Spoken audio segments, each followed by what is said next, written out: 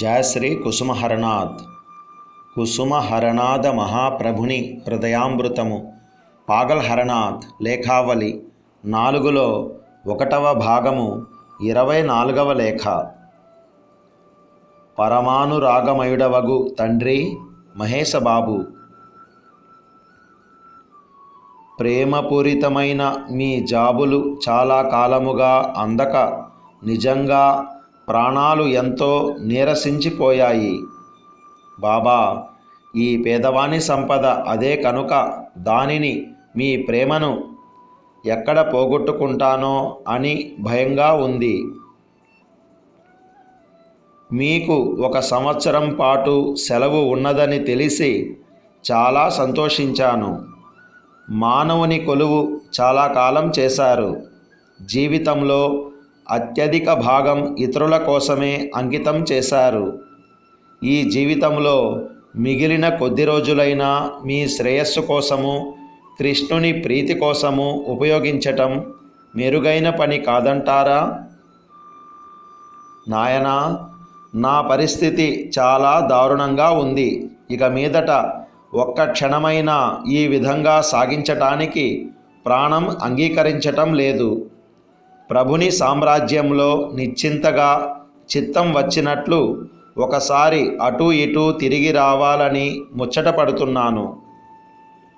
విభిన్న ప్రదేశాలలో భిన్నమైన రీతులలో ఏర్పాటు చేయబడి ఉన్న ప్రభుని మందిరాలను చూచుకుంటూ ఆ ఆనందంలో సర్వాన్ని మరచిపోవాలని కూడా ఉన్నది. బాబా, నా ఈ చిన్న కోరికను కృష్ణుడు తీర్చునో లేదో తెలియకుండా ఉంది. అడవి పక్షి అడవిలో తిరుగుతూ అడవి ఫలాలతో కడుపు నింపుకొని ఎన్నటికీ కృతార్థత పొందునో కదా. 4 పక్కల నుండి బిగుస్తూ ఉన్న ఈ సంకెళ్లను భరించటం సహ్యం కాకుండా ఉన్నది. లేచినా, కూర్చున్నా, తింటున్నా, పరున్నా, మాట్లాడుతున్నా, కదులుతున్నా, మెదులుతున్నా కూడా ఈ సంకెళ్ళే. నాయనా, ఒక్క మారు అయినా వీటి నుండి విడివడాలని తీవ్రమైన కోరిక చెలరేగింది. ప్రభువు అలాంటి శుభదినాన్ని ఎన్నడు ప్రసాదించనున్నాడో ఆయనకే ఎరుక. మీరిప్పుడిక ఈ సంవత్సర కాలము ఏ చీకు చింత లేకుండా నామం చేసుకుంటూ ఆనందంగా ఉండవచ్చు. నేను కూడా 1 సంవత్సరం సెలవు పెట్టాలని, ఆ సెలవునే ఇక ఒకటే సెలవుగా, ఎప్పటికీ సెలవుగా చేసుకోవాలని మనస్సులో ఉన్నది. పూరిలోని స్థలాన్ని గురించిన విషయం అంతటినీ ఇంతకు ముందు వ్రాసిన జాబులో వ్రాశాను. నా జీవిత పర్యంతము అద్దె ఏమీ పుచ్చుకోకుండా ఆ స్థలాన్ని ఇచ్చేందుకై మహంత మహారాజ్ అంగీకరించారు. అయితే నా తదనంతరము ఆ స్థలము, దానిలో కట్టబడే గదులతో, ఇండ్లతో సహా మఠానికి దఖలు పరచాలని ఆయన కోరారు. ఇలాంటి షరతులతో ఆ స్థలాన్ని తీసుకునేందుకు ఎవ్వరూ ఇష్టపడటం లేదు.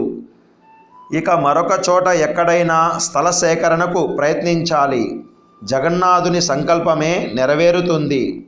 ఆయన అవకాశం ఇస్తే మనకు స్థలం దొరుకుతుంది. బాబా, ఎలాగూ ఇంతటి దీర్ఘకాలము పాటు సెలవు పెడుతున్నారు కనుక ఒకమారు వెళ్ళి శ్రీక్షేత్రం పూరి అంతా తిరిగి ఆ చంద్రుని, జగన్నాథుని ముఖదర్శనం చేసుకుని రండి.